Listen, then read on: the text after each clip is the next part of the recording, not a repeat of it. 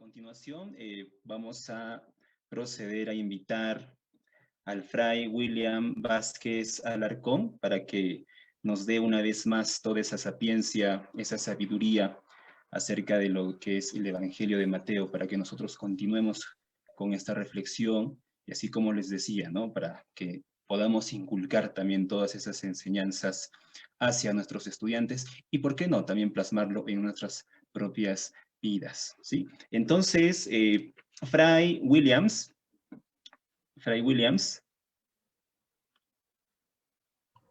Buenas tardes, ¿cómo les va? Buenas tardes, Fray Williams. Entonces, Padre. tiene usted la palabra, Fray Williams Vázquez. Buenas tardes, padre. Muy Buenas bien, buenas tardes. tardes con todos ustedes, ¿cómo les va? Espero que estén bien.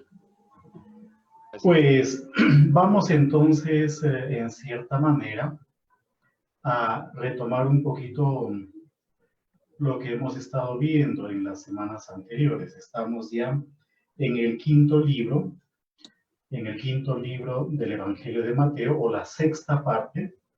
La semana que viene pues será ya la última parte, el último encuentro también. Entonces, como les manifesté la semana pasada, el libro quinto inicia propiamente dicho en el versículo 1 del capítulo 19, digamos en la segunda parte del versículo 1 del capítulo 19, y termina, como muy bien saben ustedes también, en el primer versículo del capítulo 26. En el primer versículo del capítulo 26. Por lo tanto, hoy día tenemos pues 8 capítulos para poder en cierta manera abordar o estudiar. Como ya saben ustedes, el Evangelio de Mateo, o el autor del Evangelio de Mateo, le ha dado a cada una de sus partes dos partes. Una parte narrativa y al mismo tiempo una parte discursiva. Por lo tanto, la parte narrativa comprende todo el capítulo 19, el capítulo 20, el capítulo 21, el capítulo 22, el capítulo 23. Todo eso es la parte narrativa. Y luego los capítulos 24 y 25 son propiamente dicho la parte discursiva, ¿ya? La parte del discurso. Entonces, vamos en cierto modo a comenzar con la parte narrativa. Capítulo 19 dice lo siguiente: cuando Jesús terminó este discurso, se supone al discurso anterior, eso ya lo hemos visto la semana pasada, lo siguió muchísima gente y allí los sanó. Se acercaron unos fariseos, me he salteado, no estoy viendo bien. Entonces, dice el versículo 1, cuando Jesús terminó este discurso, salió de Galilea y se dirigió a la región de Judea, a la otra orilla del Jordán. A la otra orilla del Jordán. Entonces yo tengo aquí pues el mapa, un mapa que ya ustedes conocen. Les voy a proyectar en este momento. Me imagino que ya lo están viendo, ¿verdad? Este es el mapa, pueden buscarlo ustedes en internet, el mapa de la Palestina en tiempos de Jesús. Y fíjense cómo la Galilea es la región que se encuentra al norte.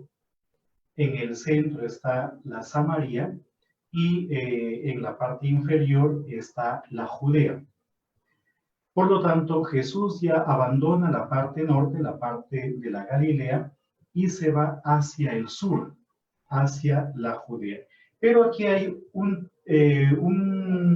dato que genera un montón de confusión, un montón de problemas. ¿Por qué motivo? Porque dice, salió de Galilea y se dirigió a la región de Judea, a la otra orilla del Jordán. ¿Cuál puede ser la otra orilla del Jordán? Entonces, ustedes leen cualquier comentario, les va a decir a ustedes que ese es un texto difícil de interpretar. No sabemos en realidad cuál es la otra orilla del Jordán. Normalmente venían por acá, por este lado, aunque también había un camino por el otro lado, lo que se conoce como el camino regio o la vía real. Había otro camino que iba a orilla del mar Mediterráneo que se conoce como la vía Maris. La vía Maris. Habían dos grandes caminos y entre uno y otro una red de caminos también. Entonces no sabemos exactamente qué cosa es o cuál es el territorio que él empleó para poder ir hacia la Judea. Es probable que el autor intencionalmente esté haciendo eso para dejar de lado a Samaria.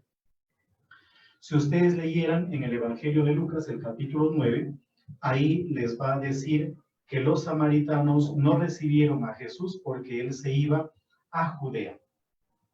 E igualmente en el capítulo 4 del Evangelio de Juan, en el capítulo 4, en el relato de la samaritana, todo ese relato de la samaritana pues se produce en Samaria, porque Jesús está dejando la Judea para irse a Galilea. En el Evangelio de Juan el viaje es a la inversa. Pero aquí tenemos a un Jesús que abandona la Galilea y se va hacia la Judea. Eso significa que de ahora en adelante todo lo que el evangelista o el autor del Evangelio de Mateo nos presente sucede, acontece, se realiza en territorio judío. Ya estamos o ya vamos a estar en territorio judío. Y luego dice, lo siguió muchísima gente y allí los amó. Se acercaron unos fariseos para ponerlo a prueba y le preguntaron, ¿puede uno separarse de su mujer por cualquier motivo? Esta es una controversia. Algo de esto ya nos lo había manifestado él, si ustedes se acuerdan, esto ya lo vimos de una u otra forma, en el capítulo 5, versículos 31 al 32, en el Sermón de la Montaña, en el primer discurso, el discurso del Sermón del Monte, en donde hablaba también sobre la relación del hombre y de la mujer. En la época de Jesús habían dos grandes escuelas rabínicas. Una de esas escuelas era la de Hillel y la otra era la de Shammai, Hillel y Shammai. La escuela de Hillel era una escuela muy rigorista, mientras que la escuela de Shammai era mucho más aria. La de Hillel, por ejemplo, decía que un hombre podía despedir a su mujer por cualquier motivo. Si mi mujer se engordaba y yo la había conocido flaquita y de buen cuerpo, pues me separaba para que se engorda. Si mi mujer roncaba por las noches cuando dormía conmigo, pues yo me separaba porque, pues, ¿a qué ronca? Yo no quiero una mujer que ronca. Si mi mujer cocinaba mal, no me preparaba la comida como era debido, pues yo me separaba de mi mujer y le daba, basta con que le dé un acta de repudio, un acta de divorcio, para que yo quede libre de ese vínculo, de esa relación. En cambio, la otra escuela, la escuela de Shammai, era una escuela mucho más amplia y decía que que un hombre no podía divorciarse de su mujer por cualquier motivo, sino solamente por un asunto de adulterio. Disculpen, por favor. Por un asunto...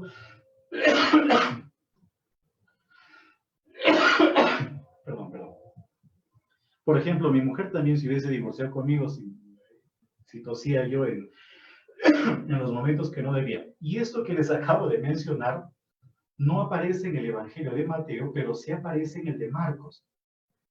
Si ustedes leen el paralelo en el Evangelio de Marcos, en el capítulo 10, ahí hay un dato interesantísimo que nos permite comprender o entender la mentalidad de los lugares en donde fueron compuestos estos textos.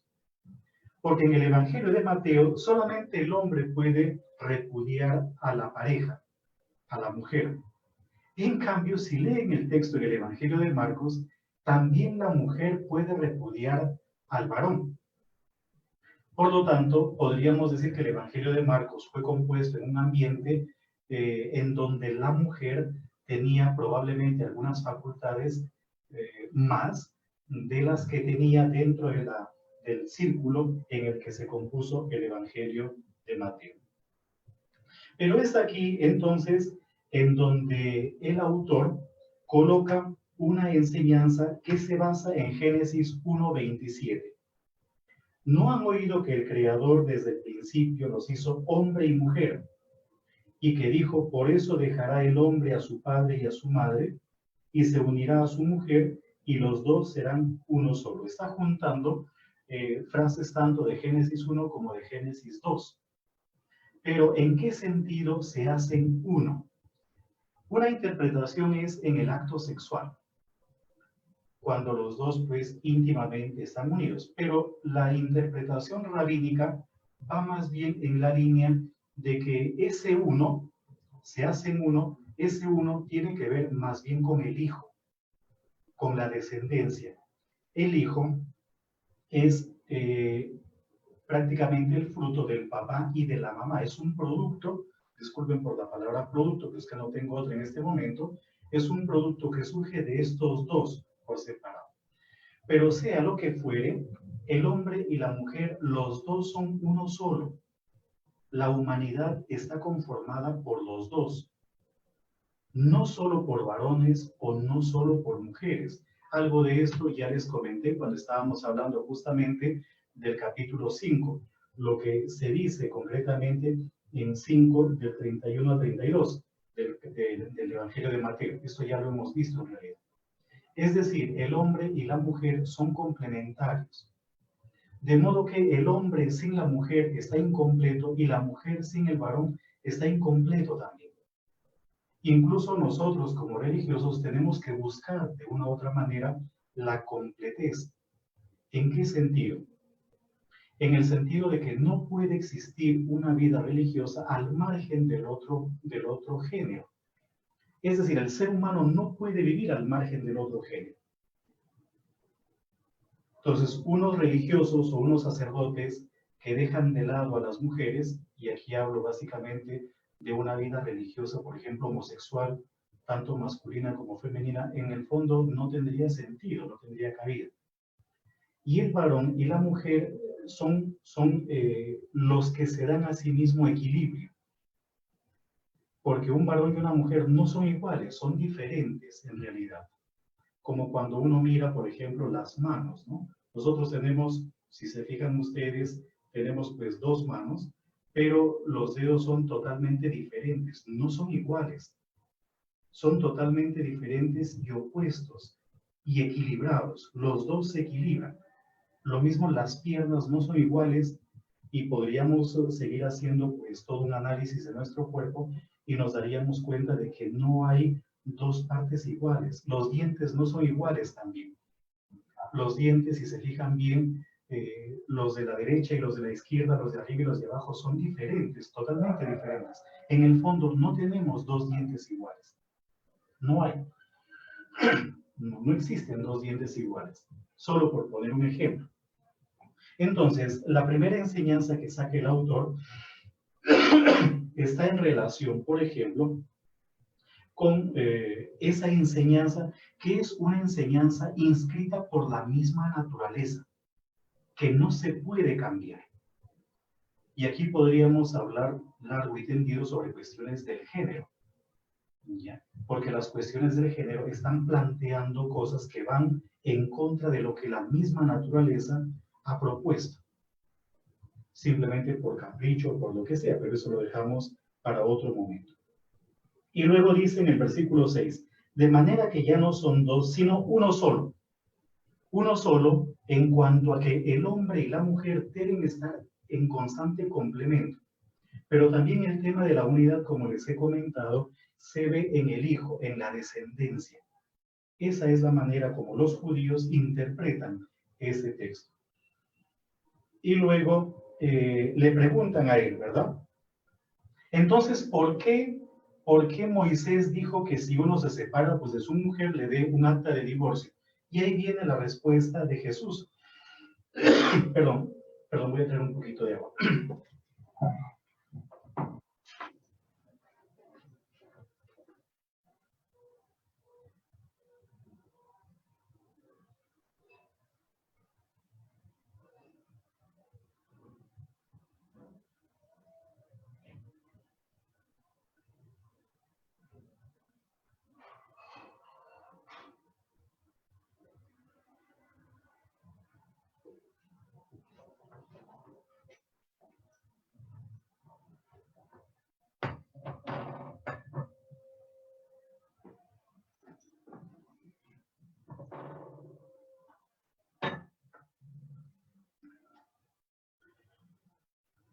Entonces dice que le plantean a Jesús una pregunta, ¿verdad?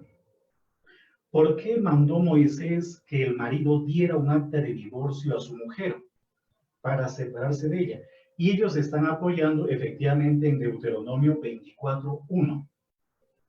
¿Ya? Y viene la respuesta de Jesús. Moisés les permitió separarse de sus mujeres por la incapacidad de ustedes para atender los planes de Dios. Es decir, mientras que los interlocutores de Jesús están apoyándose en normas, en leyes, en tradiciones totalmente humanas, lo que hace Jesús es ir a la fuente o al origen. Aquí tenemos unos elementos interesantísimos para abordar toda la cuestión del género de hoy en día. Un problema irracional grande, porque estamos en esta época en una especie de dictadura de la irracionalidad y al mismo tiempo de la antinaturalidad. Pero eso ya lo dejaríamos, como les he comentado, para otro momento. Pero ellos insisten, o los discípulos, perdón, le dicen, si tal es la situación de un hombre, es decir, el que está unido a una mujer no puede separarse, o la mujer tampoco puede separarse del varón, a no ser por un asunto de adulterio o de infidelidad. Por ejemplo, hay una diferencia entre la Iglesia Ortodoxa y la Iglesia Católica, en el sentido de que en la Iglesia Ortodoxa sí está permitido el divorcio en caso de adulterio. En la Iglesia Católica no está permitido bajo ninguna modalidad. Es decir, en la Iglesia Católica el matrimonio es totalmente indisoluble. En cambio, en la Iglesia Ortodoxa sí hay la posibilidad de disolver el matrimonio solo en caso de adulterio. Y luego viene una especie de enseñanza de Jesús. No todos pueden hacer esto, sino solo aquellos a quienes Dios se lo concede. Algunos no se casan porque nacieron incapacitados para esto, otros porque los hombres los incapacitaron, y otros eligen no casarse por causa del reino de los cielos. Quien pueda poner esto en práctica, que lo haga. Esta es una enseñanza interesantísima. Porque fíjense, y yo me imagino que ustedes, pues como docentes y sobre todo las hermanas también, y ustedes que trabajan con padres de familia y en cuestiones de matrimonio, el matrimonio no es para todos. Lo mismo que la vida religiosa tampoco es para todos. Lo que sucede es que hay una especie de inmadurez tan grande con respecto al matrimonio, pero no todos deben casarse. Solamente deben casarse aquellos que son maduros para hacerlo. El Código de Derecho Canónico en este sentido es muy claro y pone una lista de los impedimentos para contraer matrimonio. Y no es una lista tan chiquita. Es decir, el matrimonio no es para todos. Así de simple. Y el que se casa debe ser consciente de a qué se está comprometiendo. El que toma conciencia de lo que es en sí el matrimonio no podrá más adelante pedir que se le anulen los matrimonios. Porque, entre otras cosas, como les he comentado, dentro de la Iglesia Católica no hay disolución de matrimonio. No se anula ningún matrimonio. Lo que sí hay dentro de la Iglesia Católica es declaración de nulidad, que es muy diferente. Si quieren, esto lo podríamos discutir después, dialogar después. Entonces, en la Iglesia Católica no hay anulación de matrimonios, pero sí hay declaración de nulidad, que es muy, muy diferente. Y luego, hay algunos, pues, que nacen incapacitados para casarse. Hay otros, dice, que son incapacitados por los hombres. Por ejemplo, hoy en día probablemente no haya esa costumbre, pero en la antigüedad estaba también la práctica de castrar a las personas, sobre todo a los que cuidaban los harenes. Les castraban, literalmente los castraban. ¿Ya? Era un oficio, tenían muchas prerrogativas, muchos beneficios, pero literalmente los castraban. Pero hay otros que se dan cuenta de que su vida puede tener un destino distinto, que no desean contraer matrimonio por cuestiones del reino de los cielos, Entonces, pues deciden simplemente no tener familia, no contraer matrimonio. Luego viene la bendición de los niños, pero hay una máxima allí. Y la máxima es lo que dice Jesús: dejen a los niños y no se lo impidan, porque los que son como ellos, de los que son como ellos, es el reino de los cielos. Algo de esto ya comentamos la semana pasada, e incluso alguna de ustedes, porque creo que fue una profesora, hizo una pregunta sobre el particular. Ya no vamos a ampliar más el asunto. Luego viene esta especie de este encuentro de un joven con Jesús, ¿ya? De un joven con Jesús. Dice: en cierta ocasión se acercó uno y le preguntó: Maestro, ¿qué debo hacer de bueno para obtener la vida eterna? Jesús le contestó: ¿por qué me preguntas acerca de lo bueno? Uno solo es bueno. Si quieres entrar en la vida, observa los mandamientos. Y aquí viene una lista de los mandamientos que aparece pues en Éxodo 20 y en Deuteronomio 5, al igual que en Levítico 19. Está hablando de no matar, no cometer adulterio, no robar, no dar falso testimonio, honrar al padre y a la madre, amar al prójimo, en síntesis, amar al prójimo como a sí mismo.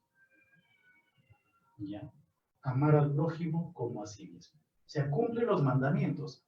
En pocas palabras, Jesús no está proponiendo una doctrina totalmente novedosa, sino que el punto de partida del reino que él plantea es la ley que ellos conocen, y una ley que viene ya desde tiempos inmemoriales, ¿verdad? Que es atribuida justamente a Moisés. Y el joven le dijo: todo eso ya lo he cumplido. Es decir, ¿por qué cumple uno los mandamientos?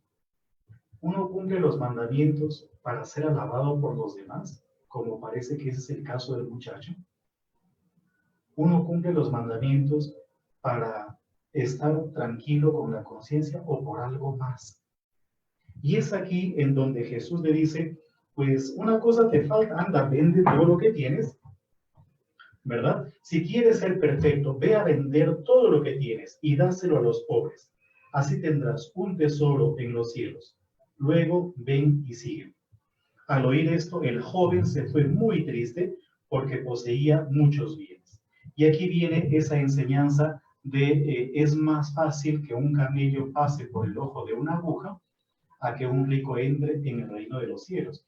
El desprendimiento total, el reino que Jesús plantea o propone, exige un desprendimiento total, incluso de la propia vida, sin tener seguridades humanas de por medio, ¿no? Sino un abandono radical de todo lo que posee para estar simplemente con Jesús. Y es aquí en donde viene una especie de irracionalidad, aunque no tanto irracionalidad, sino aquí como que se desenmascara Pedro, porque le dice en el versículo 27, lo hemos dejado todo y te hemos seguido. ¿Qué nos espera? ¿Qué nos toca? Entonces, fíjense cómo poco a poco se desvelan las intenciones de los que han seguido a Jesús. No ha sido un seguimiento libre o un seguimiento desinteresado. No, no. Ellos están esperando algo, como más adelantito lo volveremos a ver. Y Jesús les dice lo siguiente en el versículo 38. Los que me han seguido cuando todo se haga nuevo y el Hijo del Hombre se siente en su trono de gloria, se sentarán también en 12 tronos para juzgar a las 12 tribus de Israel. Es decir, el reino de Dios no es un reino humano, sino es un reino más bien que tiene una trascendencia de carácter incluso escatológico, como ya lo veremos más adelante, al final prácticamente de este libro. Luego vienen unas parábolas. Tenemos los trabajadores de la viña, ¿ya? Los trabajadores de la viña. Esto ya lo hemos tocado en cierta manera la semana pasada, no sé si recuerdan ustedes. Pero esta parábola tiene que ver con un hombre que salió por la mañana a buscar trabajadores para su viña, después salió a media mañana luego a mediodía, luego a media tarde, y al final de la jornada, pues decidió pagarles lo que debía, lo que se les debía pagar. Y llamó a los que había convocado al final de la jornada y les dio un denario. Los que habían estado desde la mañana pensaban que iban a recibir más, pero al final también recibieron un denario. Y por ese motivo se quejaron ante el dueño de la viña. Nosotros hemos aguantado todo el peso de la jornada, hemos aguantado todo y nos das lo mismo que a los otros. Y Jesús, o mejor dicho, el dueño de la viña, dice, pues yo quiero darles a todos un denario, ¿cuál es el problema? Aquí hay varias enseñanzas en realidad.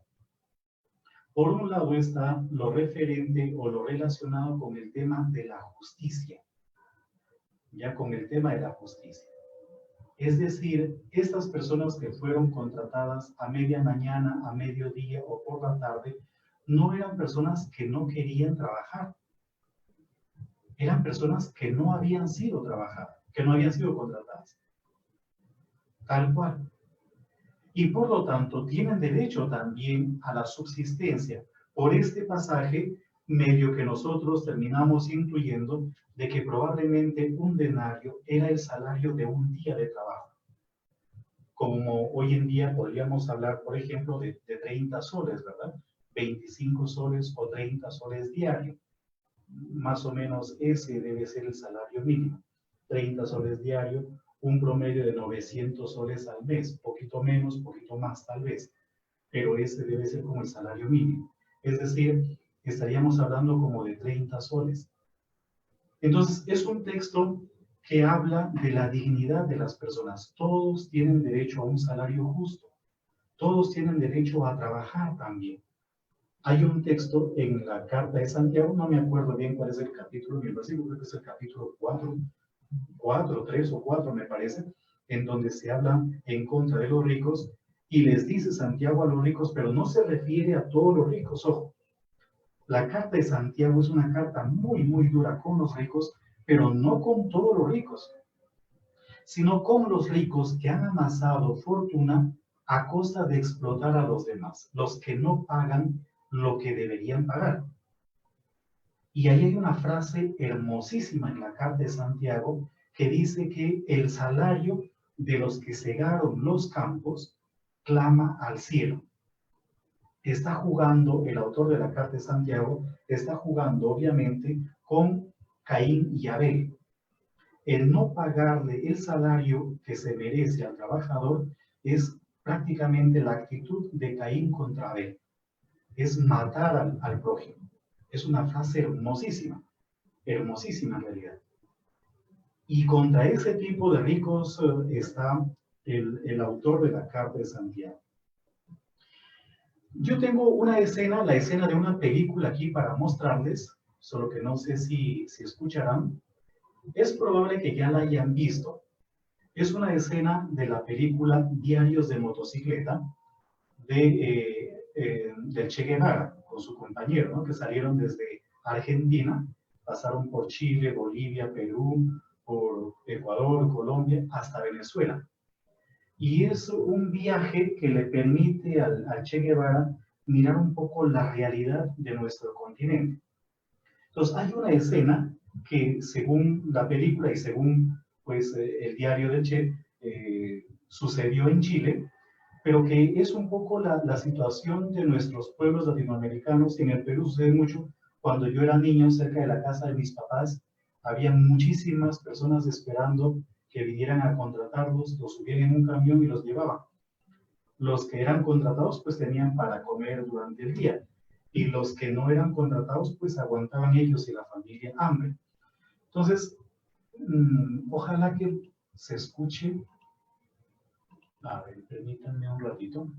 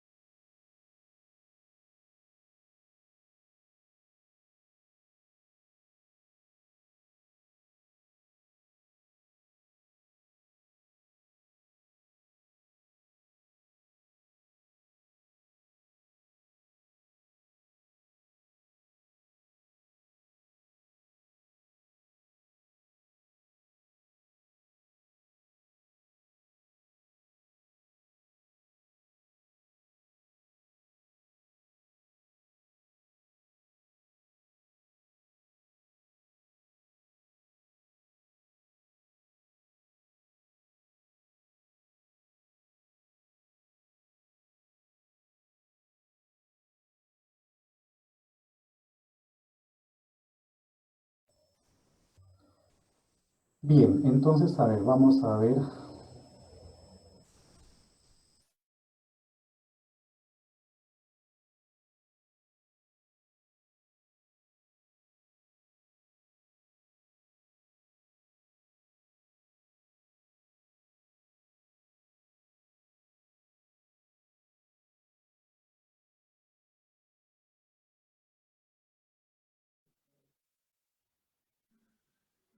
No se escucha, padre.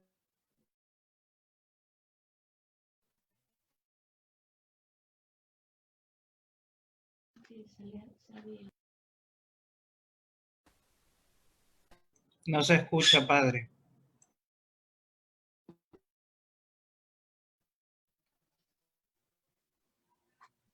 Williams, no se escucha. Padre, tiene que activar el audio del Zoom. Cuando comparte, ahí justo. Habilitar el sonido computadora, padre.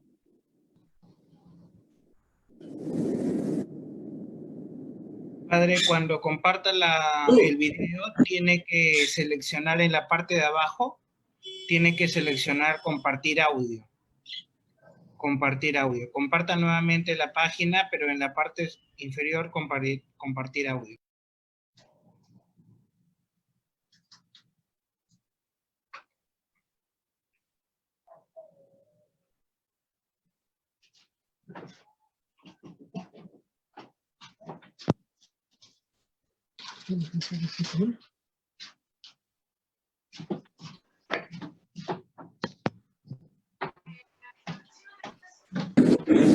También, al del lado. Tú.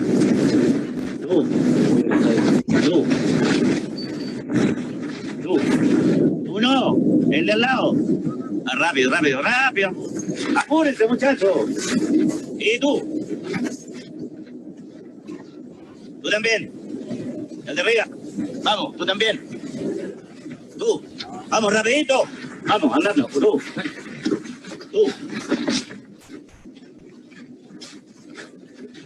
El de atrás, tú también. Ese. Tú. El de arriba, vamos. También, tú. Apúrense, muchachos, apúrense, tú. Apúrense. Arriba el camión.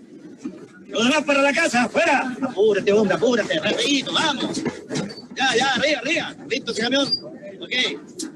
Llevar el otro camión.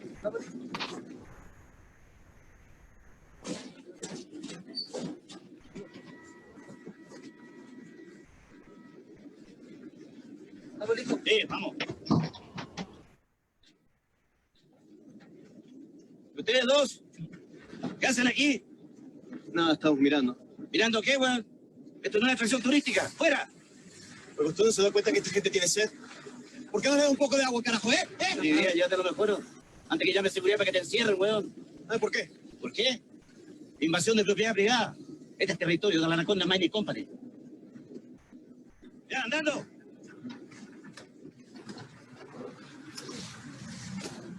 ¡Hijo de puta!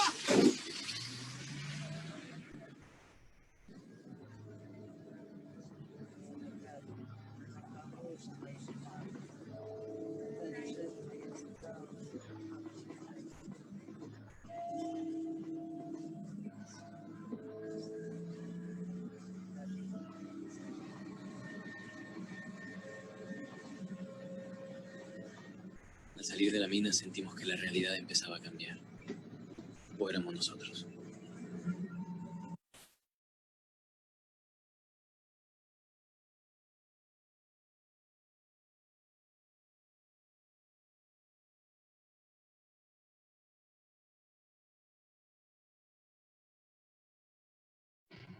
Bien, ahora creo que me escuchan, amigos. De esta película, pues, Diarios de Motocicleta, que sería interesante que si no la han visto, pues la vean en algún momento. Y las encíclicas sociales siempre van a hablar de que el sueldo debe permitirle vivir con dignidad tanto al que trabaja como a su familia. Entonces, este es un texto tremendamente social que habla de la dignidad del ser humano. Pero también, obviamente, está haciendo énfasis en otra realidad. Y es que tanto los que han estado desde toda su vida, digamos así, encargados del Evangelio, de anunciar el Evangelio, comprometidos con el anuncio del Evangelio y con Cristo, al igual que los últimos que acaban de conocer a Cristo, son tratados con igual dignidad por Dios. En el reino de los cielos no habrá una distinción entre unos y otros, sino que todos seremos iguales. Esto es lo que se esconde, pues, detrás de este pasaje. Luego viene el tercer anuncio de la pasión. Acuérdense que ya después de la escena de Cesarea de Filipo, se nos presentó a nosotros dos anuncios de la pasión de Jesús. Ahora viene el tercer anuncio de la pasión, que lo hace justamente frente a los discípulos. Cuando Jesús subía a Jerusalén. ¿Por qué habla de subir a Jerusalén? Porque entre Jericó, voy a agrandar un poquito más el mapa, entre Jericó y Jerusalén hay un promedio de 25 kilómetros tal vez. Entonces aquí está Jerusalén, aquí está Jericó. Pero Jericó se encuentra a por lo menos 250 o 300 metros por debajo del nivel del mar. En cambio, Jerusalén se encuentra a 700 metros por encima del nivel del mar. Entonces Jesús, luego más adelantito pues veremos el texto, se encuentra medio por esta parte de acá, está por esta zona. Y obviamente se sube a Jerusalén en un promedio de 30 kilómetros, 35 kilómetros, literalmente se tiene que subir 1000 metros de desnivel, que es enorme, enorme, en realidad, la altitud o la diferencia de nivel que hay. Entonces, ahí Jesús justamente habla de cómo va a ser su pasión. Luego vienen los más importantes. Entonces, la madre de los Zebedeos, antes Pedro ya lo dijo, lo hemos dejado todo por seguirte a ti.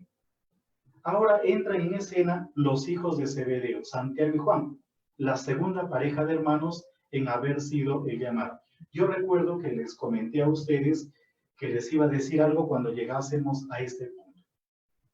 Si leyesen ustedes el texto de Marcos 10, del 35 al 45, en ese texto, en el texto de Marcos, no es la mamá, sino los mismos discípulos, son los mismos discípulos los que le piden sentarse uno a la derecha y el otro a la izquierda.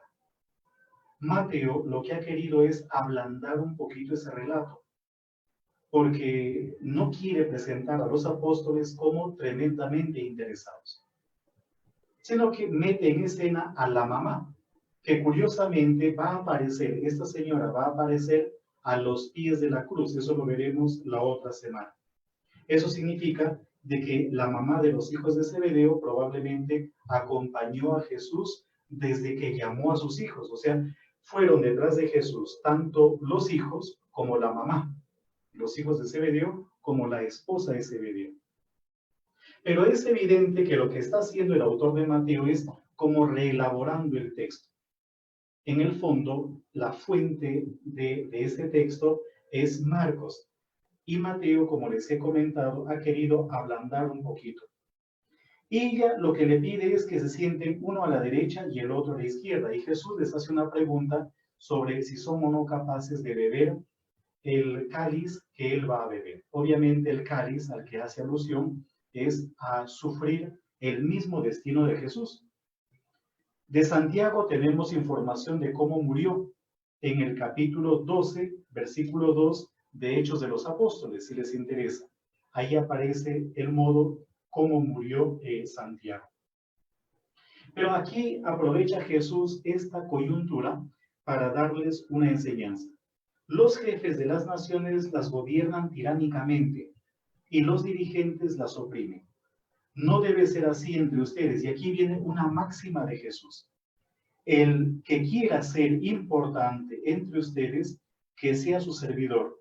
Y el que quiere ser el primero, que sea su esclavo. Esto debió haber chocado tremendamente a los oyentes, porque en la época del Imperio Romano, el esclavo, los esclavos no contaban para nada.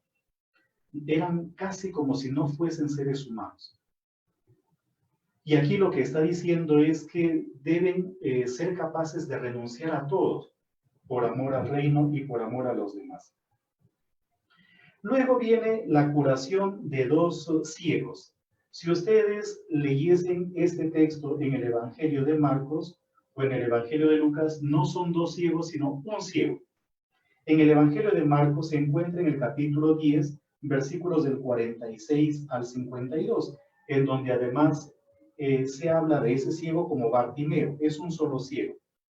En el caso de Lucas es un solo ciego también. En el capítulo 18, versículos del 35 al 43, pero hay una diferencia entre los tres evangelios. En el Evangelio de Marcos es un ciego curado por Jesús a la salida de Jericó. Entonces ya se encuentra en Jericó. Ahí está Jericó. En el Evangelio de Mateo son dos ciegos, no uno sino dos, a la salida de Jericó también. En el Evangelio de Lucas es un solo ciego y antes de entrar en Jericó. ¿Por qué sucede eso? Porque en el Evangelio de Lucas se va a meter el relato de Zaqueo, que también tiene lugar justamente en Jericó. Pero ¿cuál es la intención del autor de colocar aquí el pasaje de los ciegos, de los dos ciegos?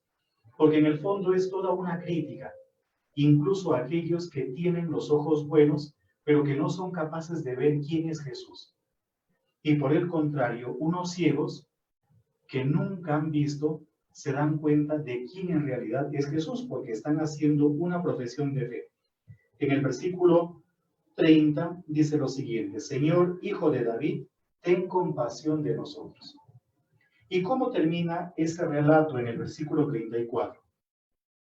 Ellos recuperan la vista y lo siguen. Lo siguen no tanto por interés, sino porque se dan cuenta de quién realmente es Jesús. En el capítulo 21 está la entrada triunfal de Jesús en Jerusalén, pero todo comienza en Betfagé. No aparece aquí, pero Betfagé está muy cerca de Jerusalén. Más o menos a 1 kilómetro de Jerusalén se encuentra Betfagé. Y es ahí en donde inicia lo que nosotros conocemos pues como lo de los ramos, aunque aquí no se menciona para nada ramos. Pero ¿qué cosa es lo que está proponiendo el evangelista? Lo que nos está diciendo es que Jesús es el Mesías. Pero no es un Mesías como normalmente se pensaba que era el Mesías.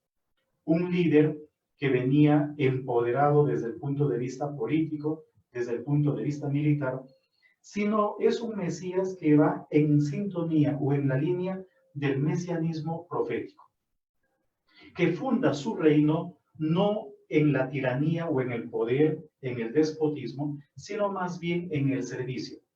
Por eso no entra a Jerusalén montando un caballo, que era normalmente el modo como entraban los reyes después de alguna victoria, o los reyes cuando eran entronizados, sino montando un borrico.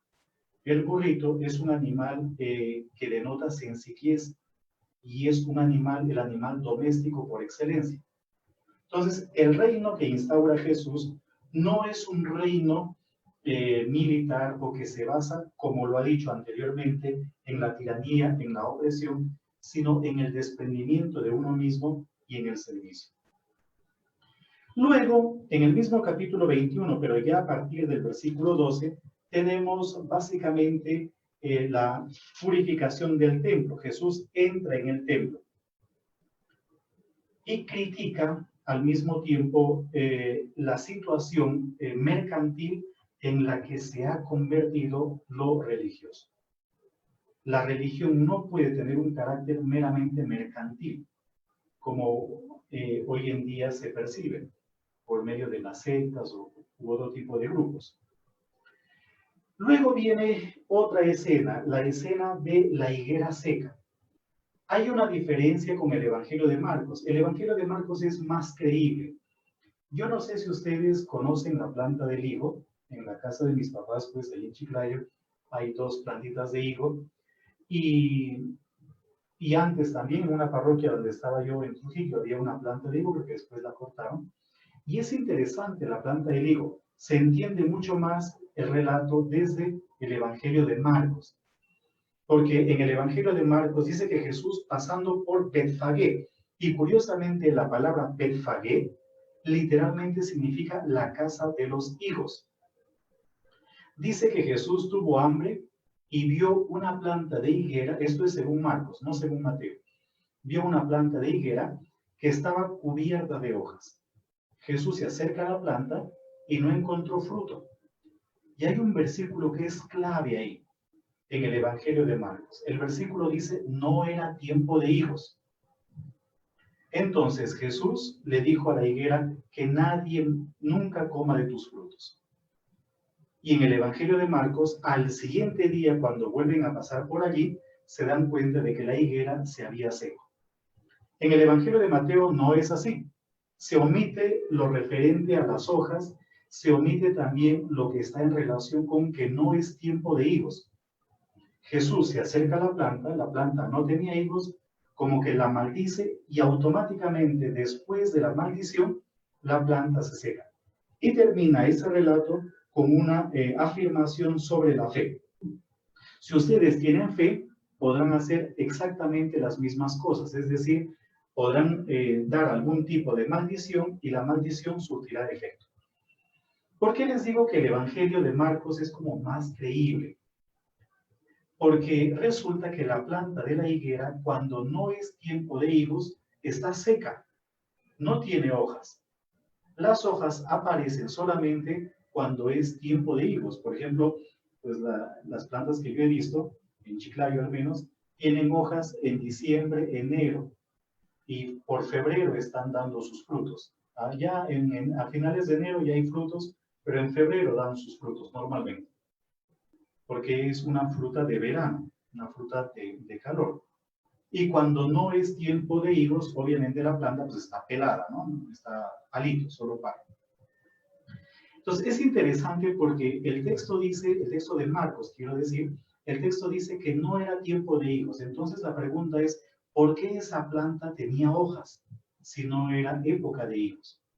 Es toda una crítica a un cristianismo en apariencia, como más adelante en Mateo también se va a mencionar. ¿Ya? A un cristianismo solamente de apariencia, solamente de pantalla, para utilizar una palabra populachera del Perú. El cristianismo no tiene que ser solo de apariencia. El que da fruto tiene que dar fruto, indistintamente de si lo ven o no lo ven. Ahora, luego va a venir 5 controversias, una serie de 5 controversias. La primera controversia es la que se encuentra a partir del versículo 23 del capítulo 21 que estamos viendo, sobre la autoridad de Jesús puesta en duda. Jesús entró en el templo y mientras enseñaba, se le acercaron los jefes de los sacerdotes y los ancianos del pueblo y le dijeron, ¿con qué autoridad haces estas cosas? Y Jesús no da una respuesta directa, sino que les plantea más bien una pregunta que está en relación con Juan. ¿La actitud de Juan era correcta o no era correcta? ¿El bautismo de Juan era correcto o no era correcto? Y los que le hacen la pregunta a él, es decir, los sacerdotes y los ancianos del pueblo, no quieren contestar porque saben que si contestan de una forma o de otra tiene consecuencias. Y Jesús le dice, pues yo tampoco les voy a decir a ustedes con qué autoridad hago eso.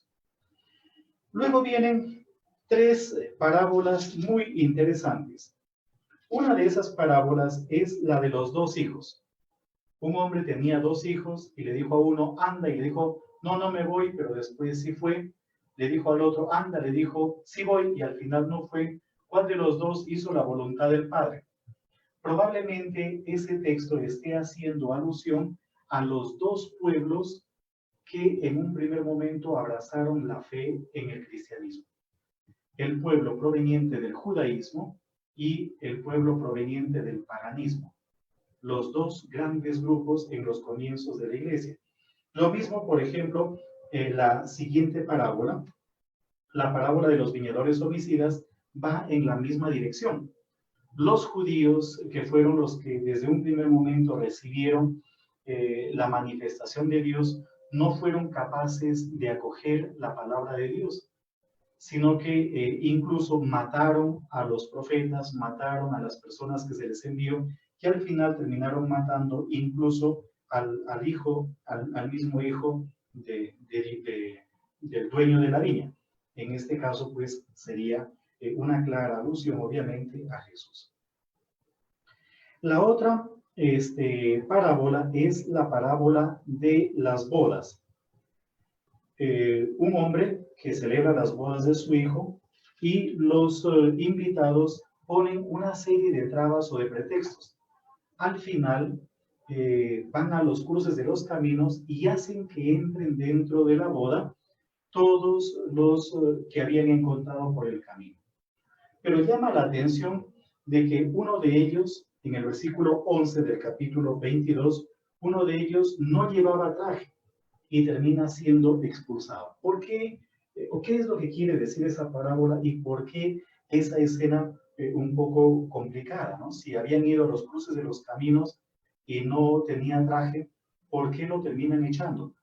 Porque no basta con ser invitado. Todos al final de cuentas somos invitados, pero uno tiene que responder de la mejor manera a esa invitación.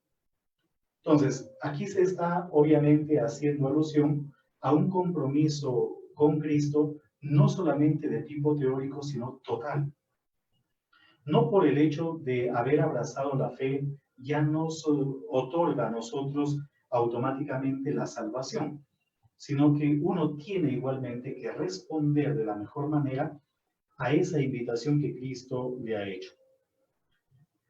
Luego viene la segunda controversia, el impuesto al emperador. Es la segunda controversia. Obviamente, este texto lo que hace es, en cierta manera, como desligar un poco lo político y lo religioso, en parte por lo menos. Sabiendo, obviamente, de que muchas veces las cuestiones políticas no son del todo justas, no son del todo correctas. Pero él está moviéndose, o los que le plantean la pregunta se están moviendo en torno a los herodianos, a los partidarios del rey Herodes Antipas, hijo de Herodes el Grande, y al mismo tiempo de los celotas. Habían como dos facciones en ese momento. Los celotas que decían que no se podía pagar impuesto, que no se debía pagar impuesto porque era un tirano del imperio y estaban en manos de un tirano. En cambio, los herodianos, que eran el partido oficial, decían que sí, que había que pagar. Entonces Jesús trata un poco de salir airoso de esa controversia con la máxima que todos conocemos y que seguramente han escuchado pues, en la liturgia la semana pasada. Luego viene la tercera controversia, que está en relación con la resurrección de los muertos, es decir, a partir del versículo 23. Y aquí le plantean a Jesús una pregunta sobre una mujer que tuvo 7 maridos. Pero estos de acá murieron sin dejarle descendencia. Entonces, como se casó con los 7, en el reino de los cielos, ¿de cuál de ellos será mujer? Porque con los 7 estuvo casada. Es evidente que el libro que está detrás es el libro de Tobías. Si ustedes leen el libro de Tobías, en el capítulo 6, versículo 14, ahí es en donde aparece la mujer casada con los 7 maridos, con los 7 hermanos. Además, está de por medio la famosa ley del levirato o del cuñadato. Si mi hermano moría sin tener hijos, yo tenía la obligación de unirme a mi cuñada para darle descendencia a mi hermano. El hijo que mi cuñada tuviera conmigo no es mío, sino de mi hermano que ya murió. Y eso se hacía con la finalidad de que los bienes del hermano, que es mi sangre, no pasen a manos de un extraño, sino que sigan siempre en poder de mi propia sangre. Por eso el adulterio es visto como uno de los peores pecados, como uno de los pecados más grandes, porque el adulterio, entre otras cosas, es introducir hijos bastardos dentro del matrimonio y al mismo tiempo robarle al marido. Dicho sea de paso, la única persona que comete adulterio dentro del judaísmo es la mujer. El hombre no comete adulterio, sino solamente la mujer. No hay hombres adúlteros. Las únicas personas adúlteras son las mujeres, no los hombres. Pero ahí aprovecha esa especie de tradición judía y al mismo tiempo pues lo que leemos en el libro de Tobías para hablar sobre lo relacionado con la resurrección. Luego tenemos la cuarta controversia, a partir del versículo 34, sobre el mandamiento más importante. Y lo único que hace Jesús es básicamente poner a la misma ley, porque coloca dos textos del Antiguo Testamento, Deuteronomio 6:5, que dice, amarás al Señor tu Dios con todo corazón, con toda tu alma, y Levítico 18:19, que dice, amarás a tu prójimo como a ti mismo. La síntesis de la ley ya lo había dado la misma ley. Y es que los judíos en la época de Jesús, los rabinos, habían distinguido 613 mandamientos. Como huesos hay en el cuerpo humano. Para ellos, el cuerpo humano tenía 613 huesos. De estos 613 mandamientos, 248 eran positivos y 365 eran negativos o, negativos, básicamente negativos. Por lo tanto, era muy complicado de mantener toda esa legislación. Lo que hace Jesús, como los rabinos de la época de Jesús pretendían también, es sintetizar toda esa cantidad enorme de preceptos básicamente en el amor. Amor a Dios, amor al otro y amor a uno mismo. La ley se desprende de este único mandamiento que al final está en sintonía con el amor. Luego viene la quinta controversia, el Mesías, hijo de David. Y es que estaban pensando en la época de Jesús de quién iba a ser el Mesías. Y pensaban de que el Mesías tenía que ser un hijo de David, un descendiente de David. Pero Jesús en esta controversia no solamente les dice de que él es descendiente de David por un lado, sino es mucho más que eso. Él en el fondo es descendiente de Dios. ¿Ya? Descendiente de Dios. Luego de esas controversias viene una especie de denuncias de la hipocresía de parte de los que le están poniendo trampas a Jesús. Prácticamente todo eso se encuentra en el capítulo 23, todo el capítulo 23. La primera parte es como la introducción. Entonces Jesús, dirigiéndose a la gente y a sus discípulos, les dijo, en la cátedra de Moisés se han sentado los maestros de la ley y los fariseos. Obedézcanles y hagan lo que les digan, pero no imiten su ejemplo. Es una clara denuncia a la hipocresía, que puede ser también un poco la realidad de nuestros pueblos. Desde el punto de vista teórico, a veces podemos ser tremendamente efectivos, pero en la práctica no tanto. Y comienza en un primer momentito a hablar de las cosas negativas y en un segundo momento habla de cómo debe ser prácticamente el discípulo de Jesús.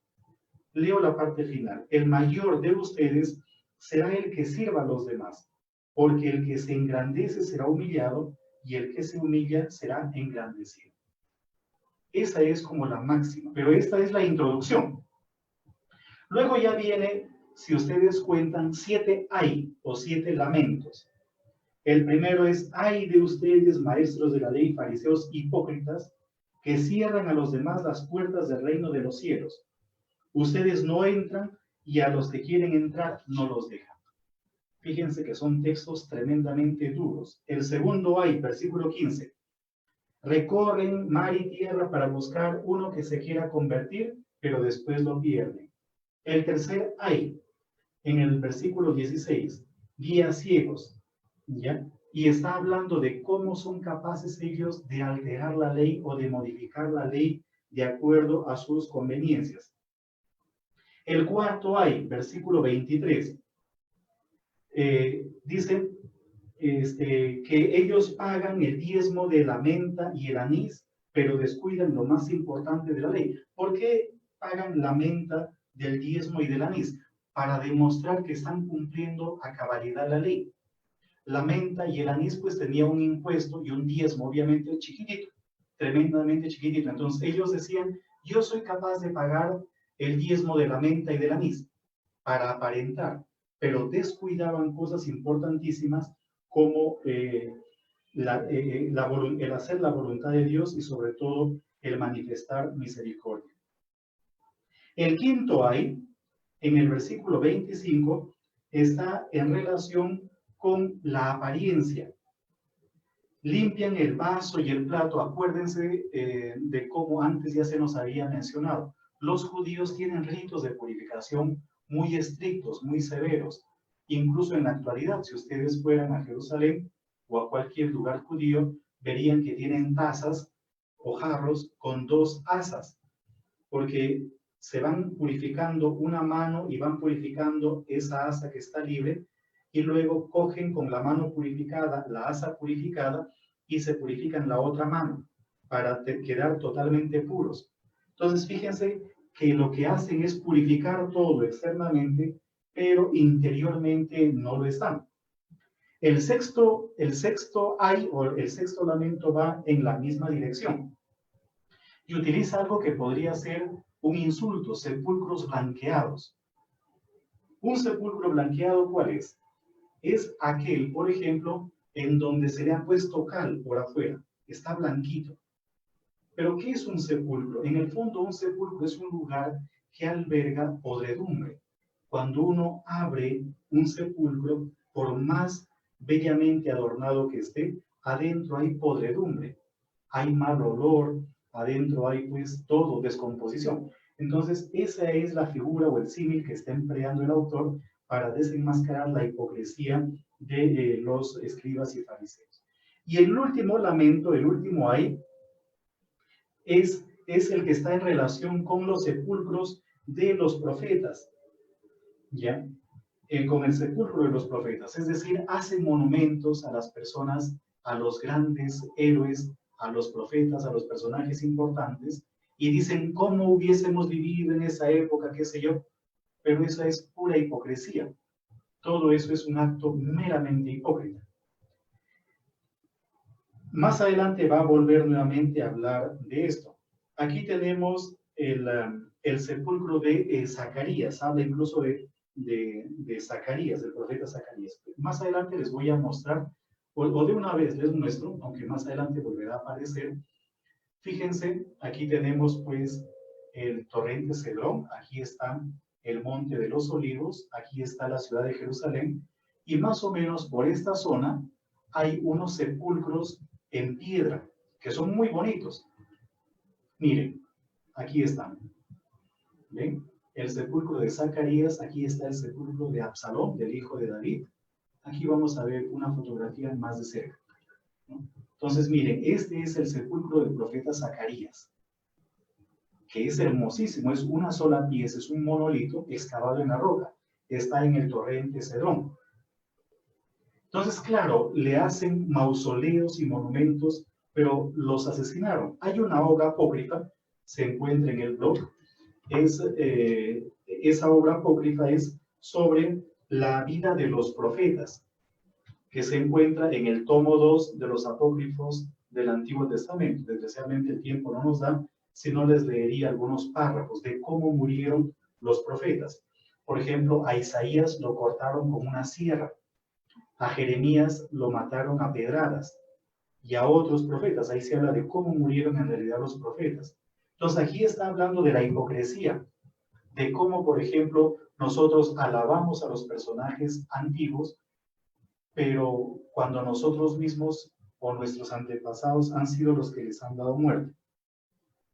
Y luego, aquí viene Jerusalén, Jerusalén, el lamento sobre Jerusalén, que matas a los profetas y apedreas. Esa sería como la conclusión de la parte de los lamentos, que apedreas a los que Dios te envía.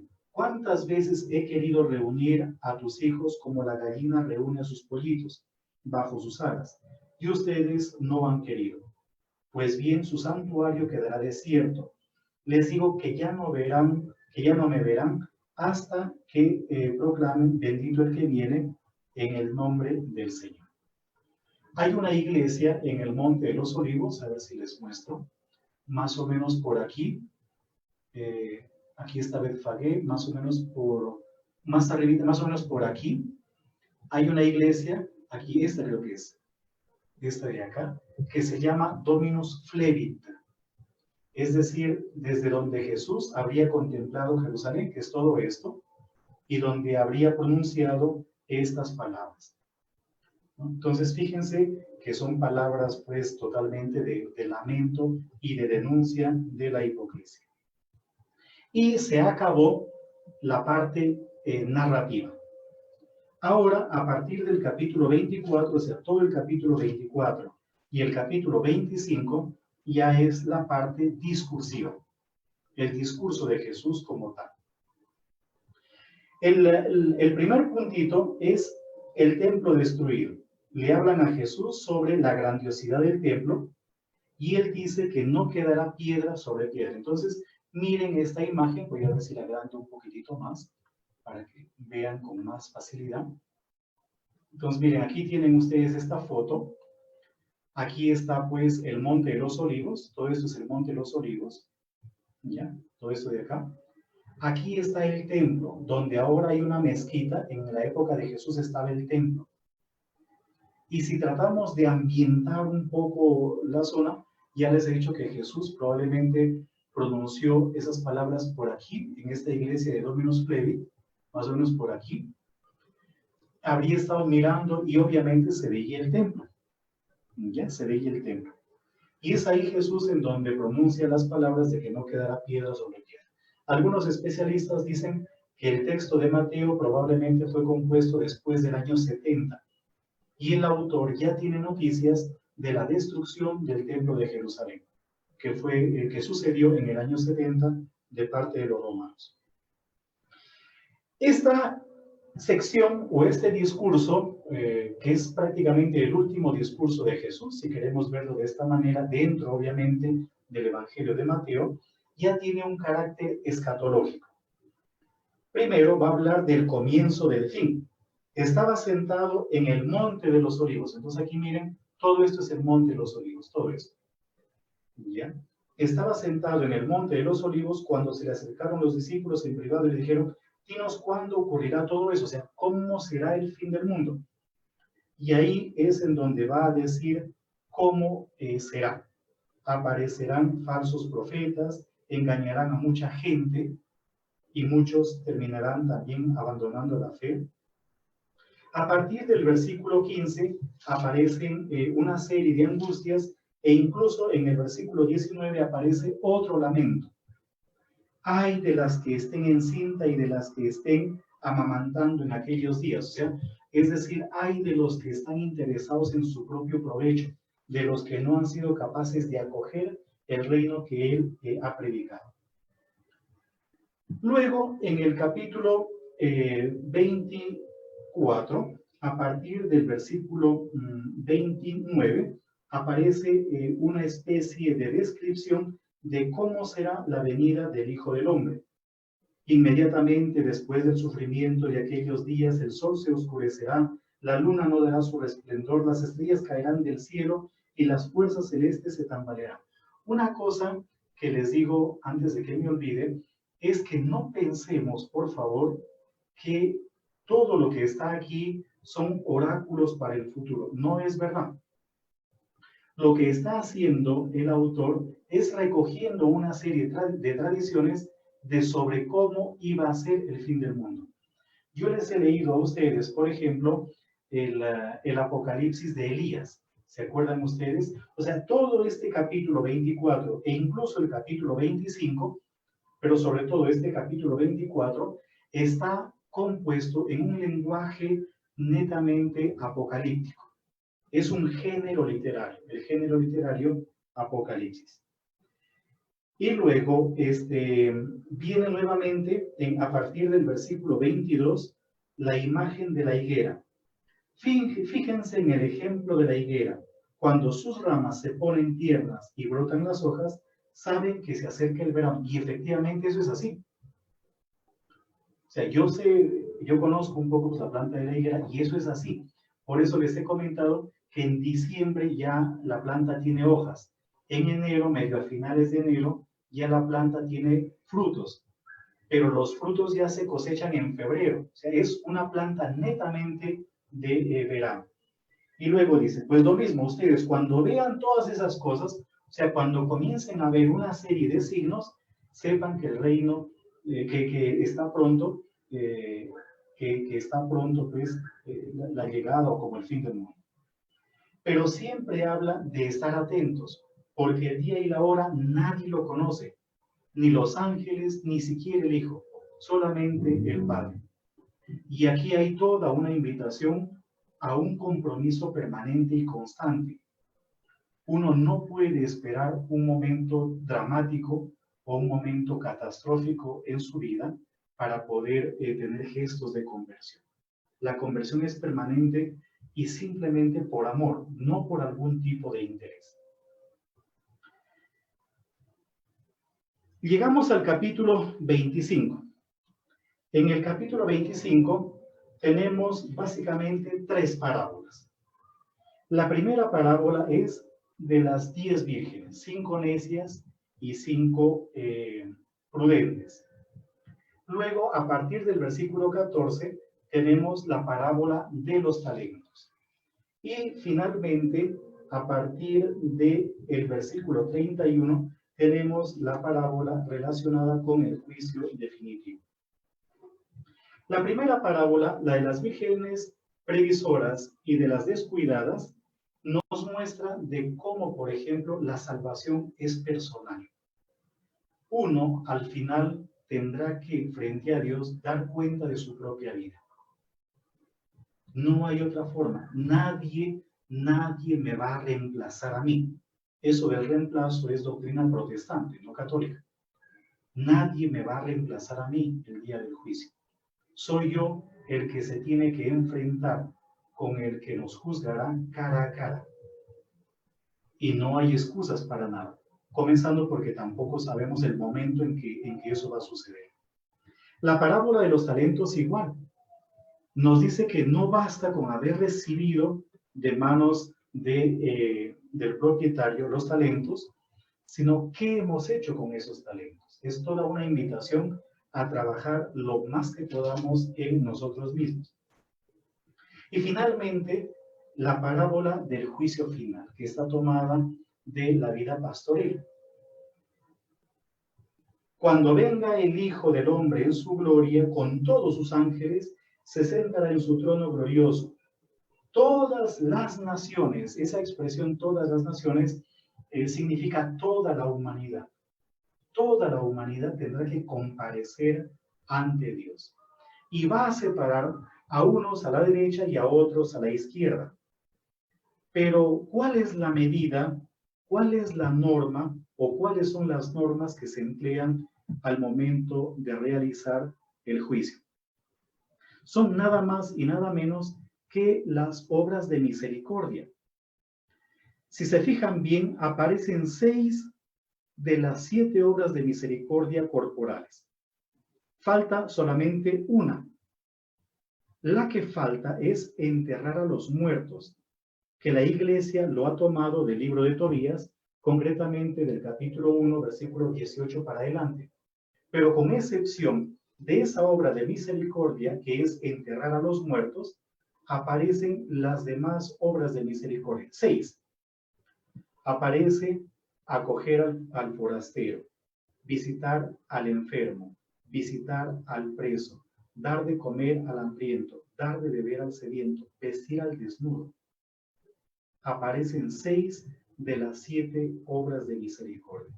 Como les he comentado, solamente falta la que está en relación con enterrar a los muertos, que la Iglesia lo tomó del libro de Tobías, capítulo 1, versículo 18. En pocas palabras, el juicio final, ¿sobre qué va a girar? Va a girar sobre la capacidad que tuvimos o no tuvimos de amar a los demás.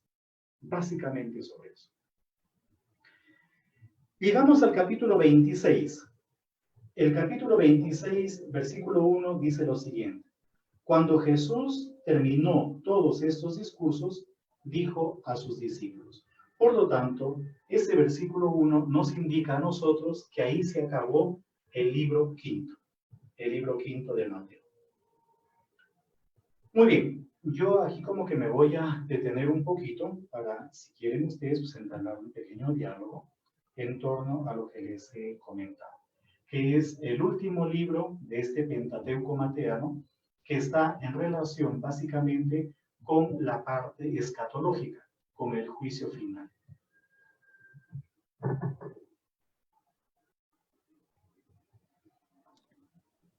Bien, Fray William, tenemos algunas interrogantes de parte de la familia de la red Santa Rosina. Espero que pueda aclararnos un poquito más este panorama. Bien, la primera pregunta dice lo siguiente. En este punto de los hermanos que se casaban con una viuda, ¿todos los hermanos eran solteros o hay alguna condición? Por ejemplo, si uno de estos hermanos estaba ya casado, ¿se podía casar con la viuda? Sí. Pues, incluso si estaba casado y si tenía sus hijos, podía, más que casarse, no era exactamente casarse, aunque también el libro de Ruth, si leyeran ustedes el libro de Ruth, habla de casarse, pero más que casarse era dar descendencia al hermano. Entonces, yo tenía a mi mujer y mis hijos, ¿verdad? Y mis hijos, claro. Pero mi hermano pues joven, acababa de casarse, tuvo un accidente y se murió. Entonces, yo tenía la obligación de unirme a mi cuñada, pero no para vivir con ella como si fuese mi mujer, sino para darle descendencia a mi hermano que ya murió. De manera que los hijos que mi cuñada tenía conmigo no eran míos, sino de mi hermano muerto. Por ese motivo, muchos parientes se negaban a cumplir con esta ley. Por ejemplo, hay el caso de Onán, de ahí viene el onanismo. ¿Qué cosa es el onanismo? El onanismo es eyacular por fuera de la mujer. Entonces, muchos fingían que estaban cumpliendo con la ley. Se acostaban con la cuñada, pero a la hora de eyacular derramaban por fuera. Eso hizo Onán. Y eso es mal visto, porque en el fondo es una actitud tremendamente egoísta. Pero ¿por qué hacían esto? ¿Por qué Onán, por ejemplo, se negaba a fecundar a su cuñada? El ejemplo de Onán nos permite entender otra realidad. Y es que el hijo que tenía con mi cuñada, que no era mío, era cuidado por mí. Yo tenía que mantener al niño hasta que el niño sea mayor de edad. Y lo mantenía con mis propios recursos. ¿Ya? Con mis propios recursos. Por lo tanto, era tener un hijo que nada me iba a beneficiar a mí. Porque es hijo de mi hermano muerto. Es un compromiso, era un compromiso adicional más bien el que se adquiría. Un compromiso. Entonces, por eso muchos, si se leen ustedes el libro de Ruth, un pariente, el pariente más cercano se niega a cumplir con ese derecho. Porque, ¿cómo era la obligación? Por ejemplo, la obligación la tenía el hermano. ¿Ya? Supongamos de que yo me moría. Entonces, la obligación de darme un hijo a mí, la tenía mi hermano. Pero si mi hermano se negaba o no tenía hermanos, porque también podría haber sido el caso de que yo fuera el único varón de la familia, era el pariente más cercano. Por ejemplo, un primo hermano. O por ejemplo, un hermano de mi papá, ¿verdad? Era el pariente más cercano. Y así se iba poquito a poquito ensanchando ese círculo. Pero todo esto está en función de que no se pierda la propiedad, de que no se pierdan los bienes de mi hermano. En el fondo, hay todo un interés económico también. Entonces, no es que yo me tenía que casar con mi cuñada, no. Yo tenía que fecundar a mi cuñada y el hijo no era mío, era de mi hermano muerto, para que pueda heredar los bienes que mi hermano había poseído. Por eso el adulterio es el peor de los pecados. y la única persona que comete adulterio es la mujer, no el varón. Ojo, dentro del judaísmo. No sé si aclaré la pregunta. Gracias, Fray. Tenemos otra interrogante. Por aquí nos dice lo siguiente. El episodio de la expulsión de los vendedores del templo no se analizó con profundidad. Me gustaría que nos pueda explicar cómo comprender la actitud aparentemente violenta de Jesús que rompe con la imagen que siempre nos transmite. Sí. Lo que sucede es que el templo de Jerusalén, a ver si encuentro por aquí alguna imagen, el templo de Jerusalén era un recinto muy grande y tenía un montón de patios. Vamos a ver aquí, el templo de Jerusalén en la época, a ver si encuentro un diseño lo más amplio posible.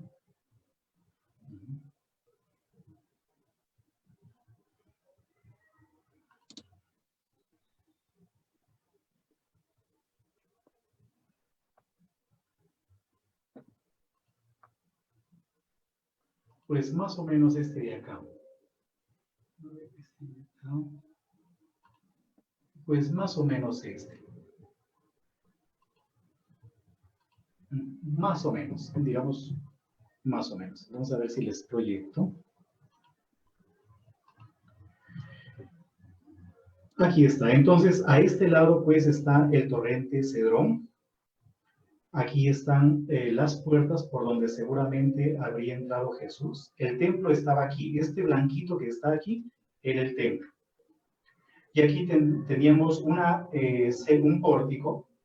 Hoy en día, por ejemplo, el Muro de los Lamentos es este pedacito que está aquí. Solo este pedacito es el Muro de los Lamentos. Aquí arriba tenemos dos mezquitas, la mezquita de la Roca y la mezquita Al-Aqsa, que está aquí al sur. Les puedo mostrar incluso una foto en la actualidad para que vean cómo está en la actualidad.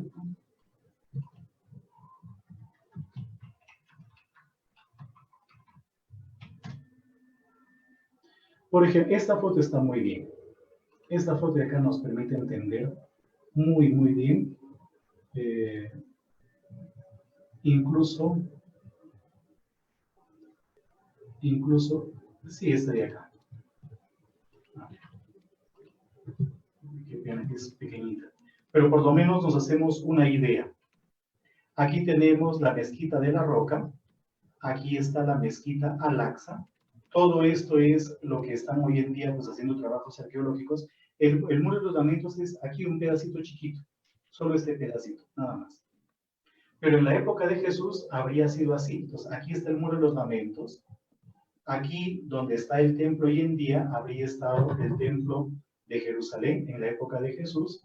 A este lado se encontrarían, pues, por este lado estaban los vendedores de animales para el sacrificio, cambistas de monedas también, todo eso.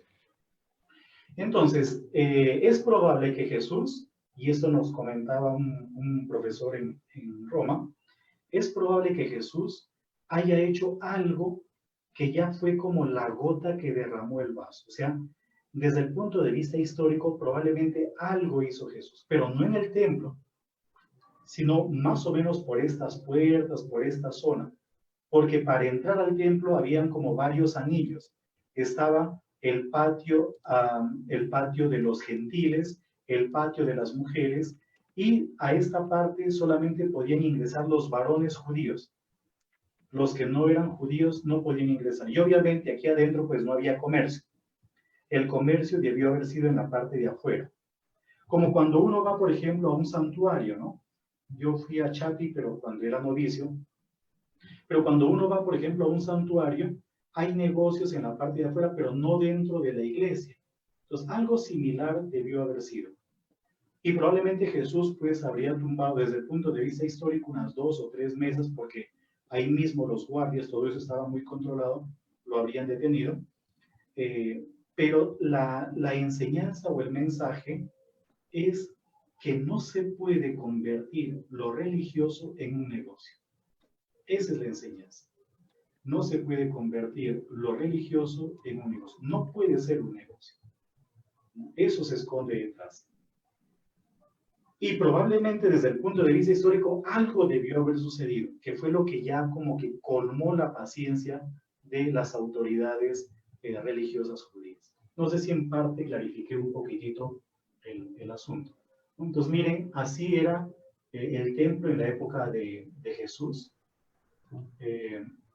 Y así es como hoy en día pues se ve, ¿no? Hoy en día se ve esto de acá. O sea, el templo desapareció. El muro de los lamentos, a ver si encuentro por aquí otra foto. Por ejemplo, este es un dibujo, pero que va medio en línea con el otro dibujo. ¿Ya? Eso es hoy en día. Entonces aquí está el muro de los lamentos. Aquí donde está la mezquita de la roca, habría estado el templo de Jerusalén, pero Jesús habría entrado por una puerta que está aquí. Fíjense. Eliminemos esto.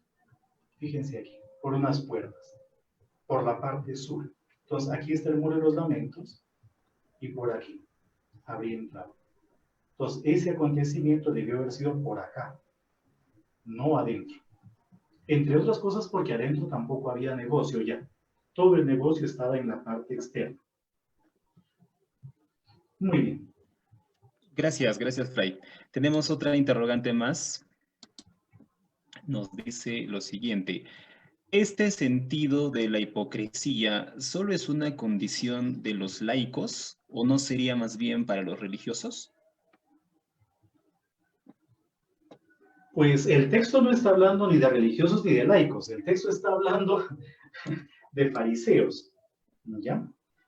Y la palabra hipócrita literalmente está constituida por dos palabras, hypo y por la palabra krates, ¿sí? Krates. ¿Qué significa krates? Significa muchas cosas. Significa poder, pero también significa juicio. El hipócrita es el que tiene un juicio encima del juicio, o sea, aquel que tiene un juicio, una manera de pensar, pero que se las arregla para proponer otra forma distinta de acuerdo a su conveniencia. Normalmente los hipócritas por excelencia, y en el buen sentido de la palabra, son los actores. En griego, el término hipócrita significa actor, era el que representaba obras de teatro. El actor es el hipócrita por excelencia, pero en el buen sentido. ¿Por qué motivo? Porque él es capaz de asumir un personaje por un determinado momento que no es él. Entonces, él puede ser un rey, puede ser un mendigo, puede ser un espíritu, puede ser un militar dentro de la obra de teatro. Y tiene todas las prerrogativas para actuar según el papel que se le ha asignado. Entonces, el hipócrita, por excelencia, es el actor, pero en el buen sentido de la palabra. Solo que después la palabra hipócrita adquirió una connotación negativa. ¿Quién es entonces el hipócrita? El que termina actuando permanentemente, el que finge. Ese es el hipócrita. Y en ese sentido no hay, por ejemplo, una especie de delimitación. Todo aquel que finge, soltero, casado, viudo, divorciado, religioso, laico, todo aquel que finge que no se ciñe a unos juicios de valor que deben ser su norma de vida, es un hipócrita. Literalmente es eso. Ahora, si queremos verlo desde el punto de vista bíblico, desde el punto de vista de Mateo, ¿a quién se refiere? Pues se refiere a los laicos, porque no había vida religiosa. ¿Ya? Porque el judaísmo, sobre todo la rama farisea, que es a la que se está refiriendo, es una rama laical. Una rama laical. Pero no hablemos de eso. O sea, en el fondo, mejor quedémonos con lo que les dije anteriormente. El hipócrita es aquel que actúa, aquel que finge, el que se convierte en la vida cotidiana en un actor. Ese es un hipócrita. Y aquel que tiene un doble juicio o una doble moral, que se inventa una moral distinta de acuerdo a su propia conveniencia. Ese, en el fondo, es el hipócrita.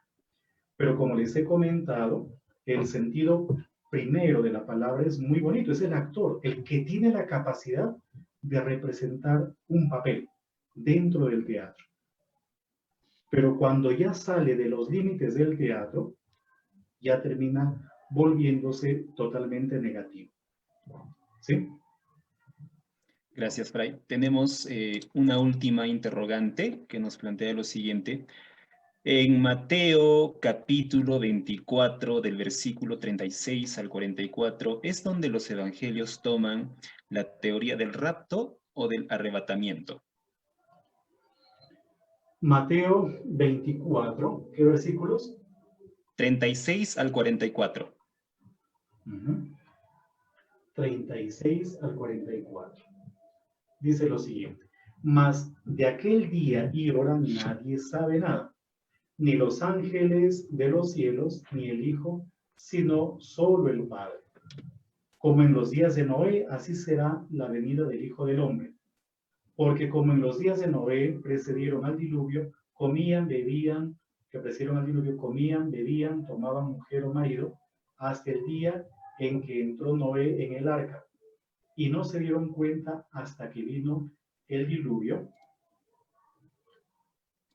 y los arrastró a todos. Así será también la venida del Hijo del Hombre. Entonces, dos mujeres moliendo en el molino, una es tomada y la otra dejada. Arrebatada en el sentido de que una es elegida y la otra no. ¿Ya? Pero ¿por qué dice eso el texto? ¿En qué sentido? En el sentido de que uno no se salva porque esté al lado de los que se van a salvar. O sea, yo no me salvo por estar en compañía de los que se salvan. Hago un pequeño paréntesis. San Agustín en la regla dice lo siguiente, ¿ya?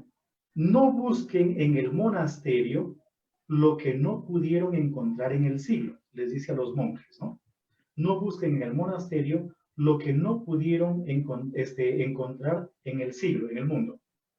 No sea que los monasterios se conviertan en salvación para los ricos y perdición para los pobres. Es una frase interesantísima. Por ejemplo, no por el hecho de estar viviendo al lado de un santo, uno ya es santo. Hace 2 semanas beatificaron a un muchacho, a un adolescente en Italia, no sé si se enteraron ustedes. Lo beatificaron. ¿Y cuántas personas han entrado en contacto con ese beato, comenzando por sus propios papás? Y la mamá, que es obviamente la que más ha estado con él. Ya por el hecho de haber estado en contacto con ese santo, con ese beato, ¿todos los demás son santos? No, definitivamente no. ¿Verdad? Entonces, la situación que nos plantea es, dos mujeres están haciendo exactamente lo mismo, pero el interior de las mujeres es diferente. ¿Por qué una es tomada o arrebatada o cogida? Porque pues es digna de ser tomada o elegida. La otra no es digna. Uno no se salva porque esté en compañía de alguien. Como cuando uno da un examen, ¿no? O como cuando uno está en el colegio. Uno siempre trata de ser amigo del más chancón o de la más chancona del salón, pero no por el hecho de estar al lado del más chancón o de la más chancona, uno ya saca buenas notas. Si uno no estudia y no se esfuerza, pues en el mismo examen termina hasta las patas. Más o menos esa es un poco la intención del texto. ¿Sí? Bien, Fray William, a nombre de la familia, toda la familia Santa Rosina, le estamos sumamente agradecidos por sus nuevos conocimientos que nos va impartiendo semana a semana en estos talleres. Y de demasía esperamos también que siempre la Virgen Santa Rosa de Lima le colme de muchas bendiciones y sobre todo de salud. Muchas gracias, Fray William. Muchas gracias a todos ustedes y si Dios lo permite, pues nos vemos la otra semana ya para el último tema, ¿no? Ya descansarán después de ese viernes un poquito más. Gracias. Muchas gracias, Gracias, un abrazo amigo. para todos y hasta Gracias, el Muchas gracias, viernes. padre. Muchas Dios gracias. los Gracias. Te va a extrañar, padre. Muchas gracias. Gracias, Se le va a padre. extrañar. Padre. Gracias, gracias. Padre. Gracias, Todos. padre. Gracias, padre. Gracias. Entonces, Gracias. vengan leyendo Gracias, para la otra padre. semana, pues, los capítulos que faltan, ¿no? Del 26 al 28, 3 capítulos, ya que serán los finales. Muy bien, un abrazo para todos, cuídense. Gracias, padre. Para Realmente, padre. Un abrazo para ustedes.